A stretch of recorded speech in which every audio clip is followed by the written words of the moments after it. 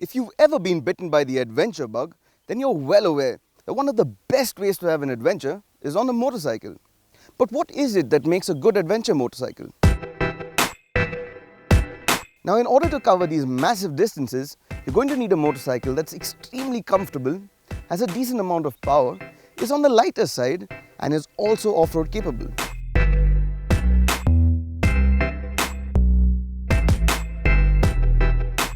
Well, enter the Ducati Multistrada 1200 Enduro. Aside from being lightweight, this is what an apex modern-day adventure motorcycle looks like. Its sheer size will get your jaw dropping. Let's face it, it's an intimidating motorcycle to look at, but it will get you across continents, and we're here to see how well it fulfills that purpose.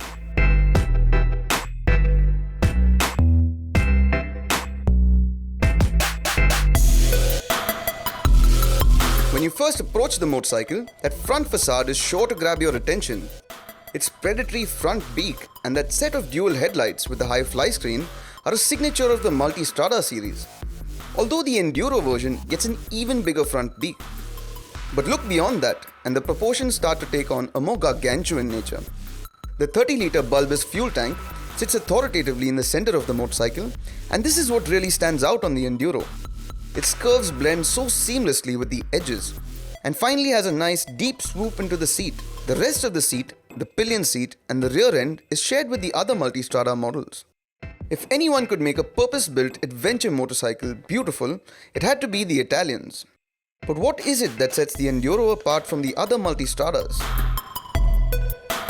Well, to begin with, it gets these spoke trims with a 19-inch front tire. And if you look closely, you'll notice that the spokes sit on the outside of the rim. This is what allows it to have tubeless tires. And the suspension on the Enduro gets 30 mm of more travel than the regular Multistrada. And there's a new pivot plate, which allows this Enduro to have a double-sided swing arm. Now, if you've ridden the other Multistrada models, the TFT instrument cluster is a rather familiar place. It is extremely well laid out, customizable, easy to read and light adaptive. The Multistrada's party trick is its rider modes. This can be accessed via the toggle buttons on the left switchgear, which are reasonably easy to use. Once you get the hang of navigating through the menu, it's simply amazing how customizable the entire motorcycle is just from the cockpit. With this top-of-the-line Multistrada model, everything from your suspension to your engine character can be controlled electronically. The 4 basic rider modes, Sport, Touring, Urban and Enduro, can be switched on the go. But while at a standstill, you can go into each mode and customize the character and limitations even further.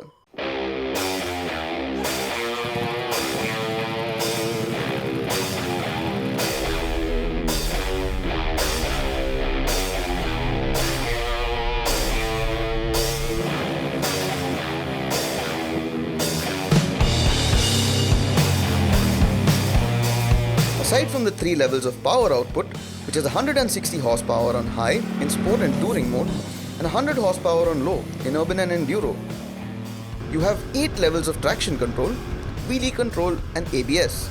There's also 4 settings available on Ducati's electronic skyhook suspension and 24 levels of preload. So though it's a massive option list, it's quite easy to filter through to make the bike ideal for the riding conditions and your level of skill.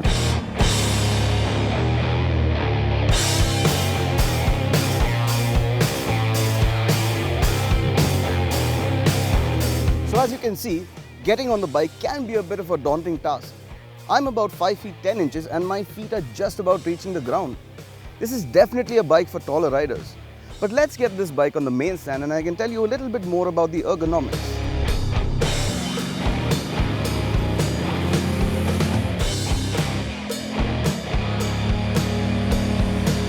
Now if you look at the profile of the bike, there's quite a dip from the tank to the seat. And this seat is extremely comfortable. The handlebars are nice and wide and you get this manually adjustable screen. And once you get it all the way up, the wind protection is just brilliant. All you need to do is just slightly tuck in and you could ride like this all day and there's no fatigue from wind blast. The Enduro gets Ducati's 1200cc Testa Stretta DVT engine, which stands for Desmodromic Valve Timing. Now what this does is regulate the valve timing based on the rider mode you're in and throttle input. This is managed via hydraulically operated camshaft phasers. What all of this does is ensure the engine pulls smoothly from 2000 RPM, so you don't have to sift through the gears too much. Although, in typically Ducati fashion, you really have to keep an eye out for the false neutrals between 4th, 5th and 6th gears. Otherwise, the throttle response is sharp and power feels good as the revs climb, with the bike pulling noticeably harder at around 6000 RPM. The crowning glory of the Multistrada is how well it changes its character in the different riding modes.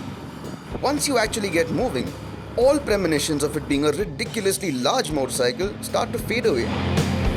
It is extremely manageable and rider-friendly. But the big problem here, however, is the amount of heat generated in slow-moving traffic. The larger tank restricts the flow of air around the engine and ends up sending searing levels of heat towards your left thigh. In touring mode, the suspension feels soft and absorbs bumps at all speeds beautifully. However, in the corners, it does tend to get a bit wallowy over bumps and hampers precision. In sport mode, the Enduro changes from a more relaxed nature to a very crisp one.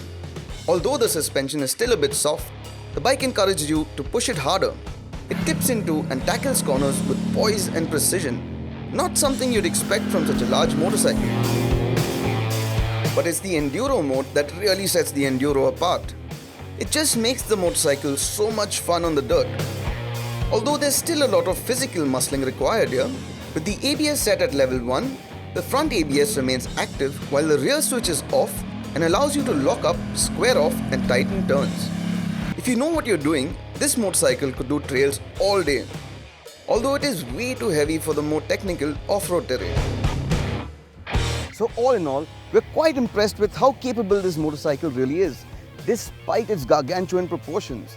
But this is not a motorcycle for just anybody, and it's certainly not a city motorcycle. Its large size and overheating issues will make it painful to maneuver through tight traffic situations. Even if this motorcycle falls within your budget and you're large enough to manage its size, you also need the kind of skills to really appreciate what this motorcycle is capable of. But if you've managed to tick off all these boxes, we wish you all the best on all the adventures you have coming.